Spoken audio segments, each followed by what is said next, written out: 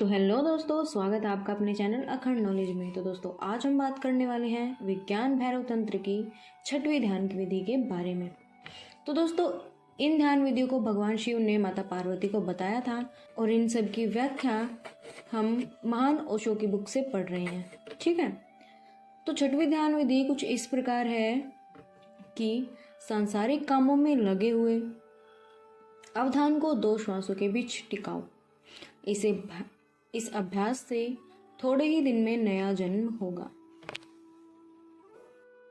देखिए क्या कह रहा है कि सांसारिक कामों में लगे हुए, मतलब संसार में हम जो भी काम कर रहे हैं, कोई भी काम हो सकता है, वो सांस ले रहे हैं, खा पी रहे हैं, चल रहे हैं, सो रहे हैं, उठ रहे हैं, बैठ रहे हैं, कुछ भी, उन कामों में अवधान को यानी कि ध्यान को 2 श्वासों के बीच टिकाना है।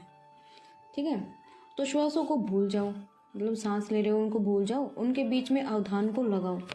एक श्वास भीतर आती है, इसके पहले कि वह लौट जाए उसे बाहर छोड़ा जाए, वहाँ एक अंतराल होता है। यानी कि जब हम सांस लेते हैं और बाहर छोड़ते हैं, इन दोनों चीज़ों के बीच में एक अंतराल होता है, छोटा सा टाइम पीरियड होता है। ठीक है, तो सांसारिक कामों में लगे हुए, यह 6ठी विधि निरंतर करने की है, इसलिए कहा गया है कि सांसारिक कामों में लगे हुए। ओशो कहते हैं कि जो भी तुम कर रहे हो उसमें अवधान को 2 श्वासों के बीच अंतराल में स्थिर रखो, लेकिन काम काज में लगे हुए ही इस साधना को करना है। ठीक ऐसी ही एक दूसरी विधि की हम चर्चा कर चुके हैं। अब फर्क इतना है कि इसे सांसारिक कामों में लगे हुए ही करना है, उसे अलग होकर इसे मत करो। यह साधना ही जब करो जब तुम कुछ काम में लगे हुए हो। तुम भोजन कर रहे हो, भोजन करते जाओ और अंतराल पर अवधान रखो। तुम चल रहे हो, चलते जाओ और अवधान को अंतराल पर टिकाओ। तुम सोने जा रहे हो, लेटो, नींद को आने दो, लेकिन तुम अंतराल के प्रति सजग रहो। पर कामकाज में ही क्यों? क्योंकि कामकाज मन को डामाडोल करता है। कामकाज में तुम्हारे अवधान को बार बार भुलाना पड़ता है, तो डामाडोल न हो, अंतराल में स्थिर रहो। कामकाज भी न रुके और कामकाज भी चलता रहे, तब तुम्हारे अस्तित्व के 2 तल हो जाएंगे, करना और होना। अस्तित्व के 2 तल हो गए, एक करने का जगत और दूसरा होने का जगत। एक परिधि है और दूसरा केंद्र है। परिधि पर काम करते रहो, रुको नहीं, लेकिन केंद्र पर भी सावधानी से काम करते रहो। इससे क्या होगा? ओशो कहते हैं तुम्हारा कामकाज तब अभिनय हो जाएगा, मानो तुम कोई पार्ट अदा कर रहे हो। उदाहरण के लिए, तुम किसी नाटक में पार्ट कर रहे हो, तुम राम बने हो या क्राइस्ट बने हो। यद्यपि तुम राम का या क्राइस्ट का अभिनय करते हो, तो भी तुम स्वयं बने रहते हो।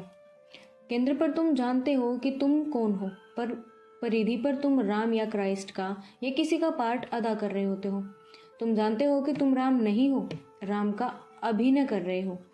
तुम कौन हो तुमको मालूम है। तुम्हारा अवधान तुम्हें केंद्रीय है और तुम्हारा काम परिधि पर जारी है। यदि इस विधि का अभ्यास हो तो पूरा जीवन एक लंबा नाटक बन जाएगा। तुम एक अभिनेता हो जाओगे, अभिनय भी करोगे और सदा अंतराल में केंद्रित भी रहोगे। जब तुम अंतराल को भूल जाओगे, तब तुम अभिनेता नहीं रहोगे, तब तुम कर्ता हो जाओगे। तब वह नाटक नहीं रहेगा, तुम उसे भूल से जीवन समझ लोगे। यही हम सबने किया है। हर आदमी सोचता है कि वह जीवन जी रहा है। यह जीवन नहीं है, यह तो एक रोल है, एक पार्ट है जो समाज ने, परिस्थितियों ने, संस्कृति ने, देश की परंपरा ने तुमको थमा दिया है और तुम अभिनय कर रहे हो। और तुम इस अभिनय के साथ तादात्म्य भी कर बैठे हो, मतलब इसके साथ मिल चुके हो। उसी तादात्म्य को तोड़ने के लिए यह विधि है। कृष्ण के अनेक नाम हैं। कृष्ण सबसे कुशल अभिनेताओं में से एक थे। वे सदा अपने में स्थिर हैं और खेल रहे हैं, लीला कर रहे हैं, बिल्कुल गैर गंभीर हैं। गंभीरता तादात्म्य से पैदा होती है। यदि नाटक में तुम सच ही राम हो जाओ तो अवश्य समस्याएं खड़ी हो जाएंगी। जब जब सीता की चोरी होगी तो तुमको दिल का दौरा पड़ सकता है और पूरा नाटक बंद हो जाना भी निश्चित है। लेकिन अगर तुम बस अभिनय कर रहे हो तो माता सीता की चोरी से तुमको कुछ भी नहीं होता। तुम अपने घर लौटोगे और चैन से सो जाओगे। सपने में भी ख्याल नहीं आएगा कि सीता की चोरी हुई है। जब सचमुच सीता चोरी हो गई थी, तब राम स्वयं रो रहे थे, चीख रहे थे और वृक्षों से पूछ रहे थे कि सीता कहाँ है, कौन उसे ले गया। लेकिन यह समझने जैसी बात है। अगर राम सच में रो रहे हैं और पेड़ों से पूछ रहे हैं, तब तो वे तदात्म्यता कर बैठे। तब तो वे राम न रहे, ईश्वर न रहे, अवतार न रहे। यह स्मरण रखना चाहिए कि राम के लिए उनका वास्तविक जीवन भी अभिनय ही था। जैसे दूसरे अभिनेताओं को तुमने राम का अभिनय करते देखा है, वैसे ही राम भी अभिनय कर रहे थे, निसंदेह एक बड़े रंगमंच पर, एक पूरे संसार में। इस संबंध में भारत के पास एक खूबसूरत कथा है। ओशो कहते हैं कि मेरी दृष्टि में यह कथा अद्भुत है। संसार के किसी भी भाग में ऐसी कथा नहीं मिलेगी।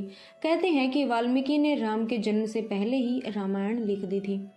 राम को केवल उसका अनुगमन करना था, इसलिए वास्तव में राम का पहला कृत्य भी अभिनय ही था।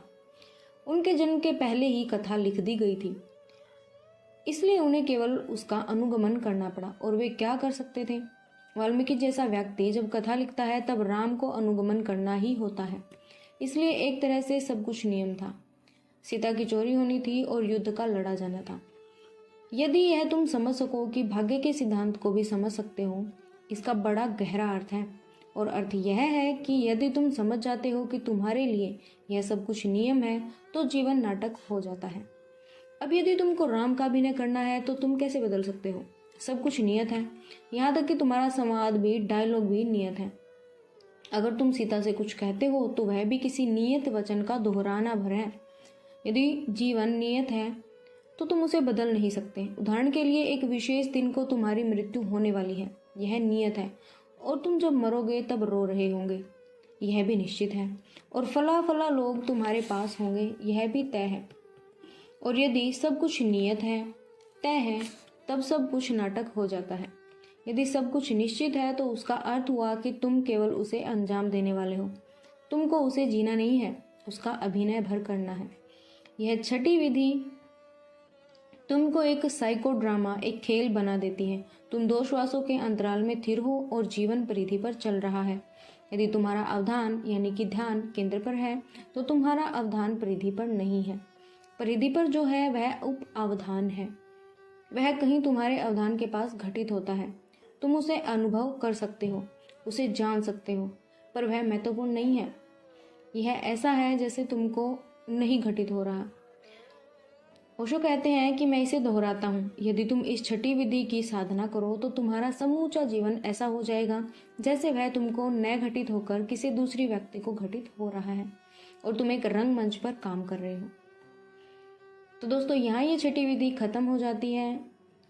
हमें कमेंट करके ज़रूर बताना कि आपको ये विधि कैसी लगी।